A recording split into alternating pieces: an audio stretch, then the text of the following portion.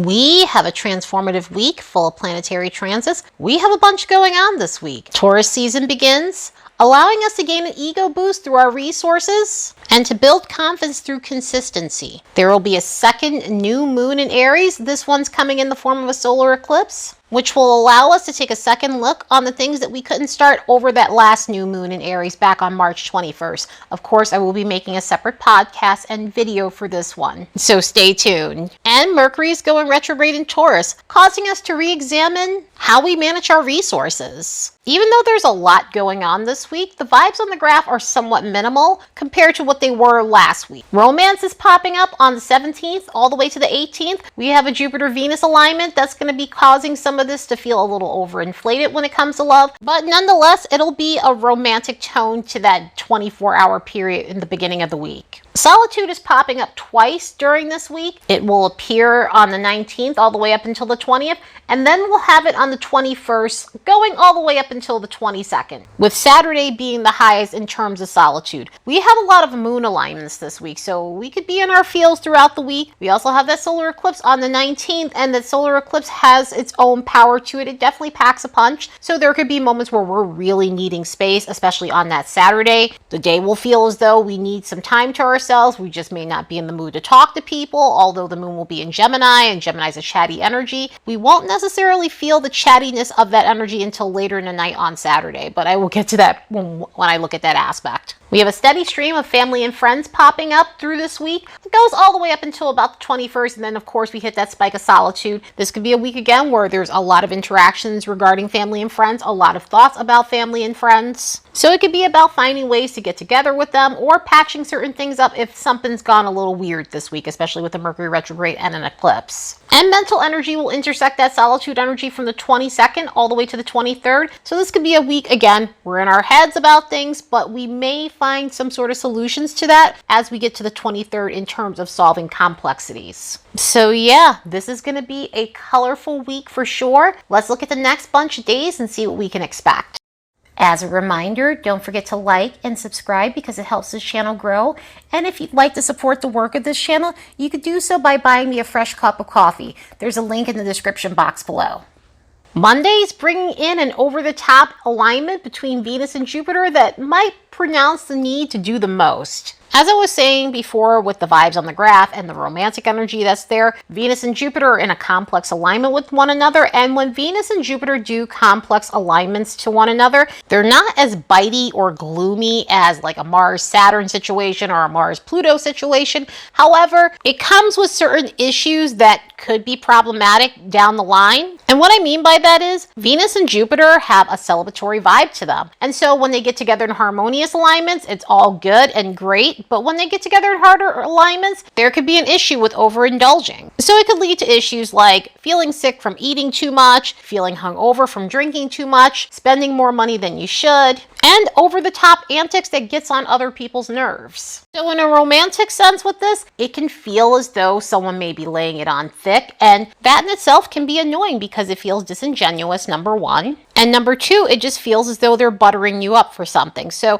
that could be problematic within this energy. I'm not saying that some of the over-the-top displays of affection when it comes down to romance won't be fun and cool and nice. But we could have some moments where we're dealing with someone who's just, in a lot of ways, a little love bombing. And of course, it doesn't have to be in the narcissistic personality sense, but it can feel as though it's just over the top and it's just doing the most. And with this intimacy-wise, that can also be an issue too, because it can take on an insatiable tone, which sometimes that's not a problem and other times it may be problematic. So it can get a little awkward in this energy for that reason. But either way, have fun with this energy because it is a fun energy. It causes us to be excitement seeking in a lot of ways. At the same time, just be aware of how much you're overdoing it when it comes down to the things I mentioned. On the 18th, we have a moon in Pisces. And that moon will be in Pisces until 6 p.m. Pacific. But either way, we open up most of the 18th with this Pisces influence around us. So this is going to bring in an air of spirituality. This is going to give us the urge to get in touch with our mystical side. We might feel the urge to do creative things like art, poetry, writing, and to lose ourselves in music or binge watch our favorite shows or really get into an in-depth film that has an immersive tone to it. And it'll feel essential to have those feel-good things things to help us feel steady and grounded, because this moon will form a semi-square to Uranus, which could create some situations where we feel off kilter. Our emotions might feel erratic at moments, so we're going to need something to mellow us out in a lot of ways. But luckily, this moon is making harmonious connections to Neptune and Pluto, so this could help us in terms of grounding our energy, working on healing things that are causing us to feel emotionally off, and also working on our coping skills. That way we're not feeling so triggered by everything that might be affecting us and causing us to feel extra sensitive to things that we need to let roll off our backs. And again, by 6 p.m., the tone will change and shift because the moon is going into Aries. So this is going to bring in a hyperactive tone to the evening. So if we weren't feeling motivated while that moon was in Pisces, this will give us the energy we need to get things done. Not the best time because it's the evening for some people, but this will definitely rev us up a little bit more at that time of night. This moon will eventually become a solar eclipse, which will add to the potency of the 19th. And of course, like I said earlier, I will definitely make a separate podcast video for this. On the 20th, the sun enters Taurus. Happy birthday, Tauruses! It's your time to shine luxuriously. As we leave the sensation-seeking, reckless, take-no-prisoners approach of Aries, we shift to a more easier approach that's seeking to have the softer life and the finer things as well. So our egos gain a considerable boost from comfort, stability, our resources, and how we earn money. This is a fixed sign that puts us at the peak of spring,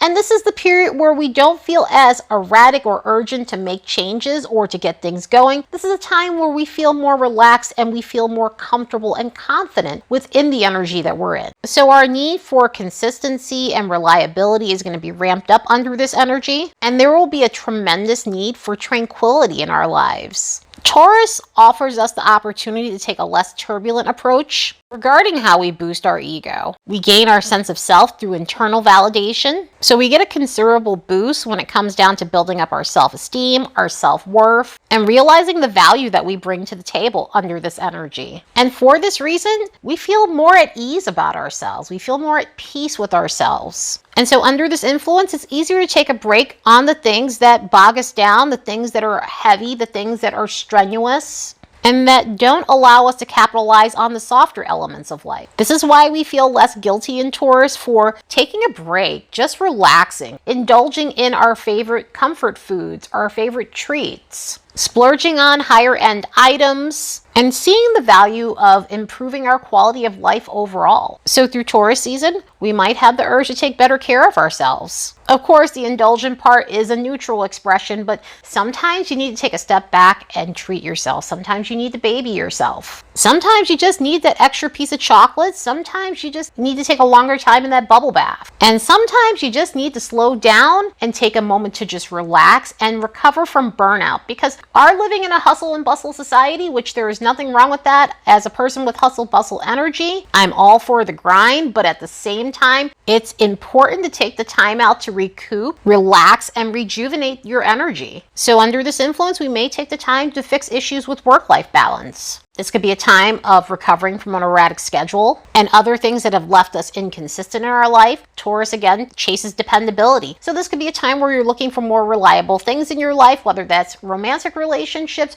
whether that has to do with your job situation, your sleep pattern. This could be a time where you're working on building up more consistency in those areas. Another great thing with Taurus energy is it has rock solid boundaries. And a lot of that has to do with comfort zones. So what makes a Taurus uncomfortable is a non-negotiable, resulting in saying no to things that cause discomfort. So this might be a period where you're standing your ground in situations where people try to pull you out of your comfort zone. Obviously, that could be a bad thing. Sometimes that could be a good thing. But on the healthy end of this, it could be situations where it's creating comfort for someone else, but it's putting us out completely. So in situations when you're dealing with someone who's more concerned about how they feel versus how it's going to make you feel, this will be your opportunity to say no to things that are completely disruptive to you. Self-respect is also very huge in this energy, which is another reason why it's very comfortable and standing strong in its convictions when something isn't okay.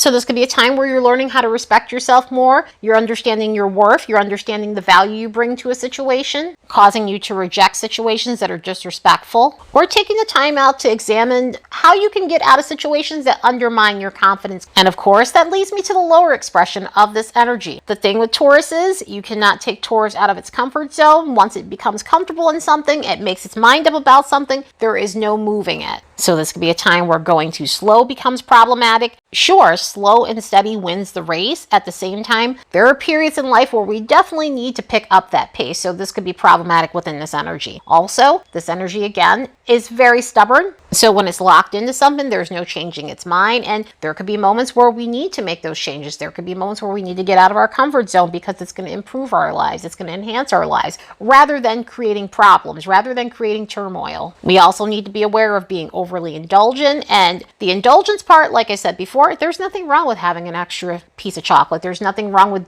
treating yourself overall. At the same time, this energy can be extremely indulgent, and that could become problematic down the line. And we have to be aware of our inner snob coming out within this energy, because sometimes that does tend to happen. Because this energy is all about quality and seeking the best, sometimes that can also manifest in a way where we might feel too good to try something. We might be a little more puffed up than normal and feel like because something might be cheaper, it's chintzy, and so it's somewhat beneath us. And so we have to be aware of that within this energy. Other than that, let's use this for all of its positive qualities and take a moment or two to recoup from being in constant go mode. And if you couldn't get enough of Taurus vibes, on the 21st, Mercury is going retrograde in Taurus. So we've got the mercurial version of this, but in the retrograde form, causing us to re-examine Taurian energies in our lives that need a resolution. Mercury went into pre-shadow on April 7th. So think back to what Taurian themes were popping up in your life over this last couple of weeks. Has this been a period where you've been reassessing your money situations? In other words, has this been a period where you've been either working on money noise and your relationship to money overall, or has this been a period where you've been working on building your finances back up, getting back on track when it comes down to financial situations, and reconsidering the way you earn money? Has this been a time where you've been reassessing your values? And this could be reassessing your values when it comes down to romantic relationships, when it comes down to any of your other relationships, when it comes down to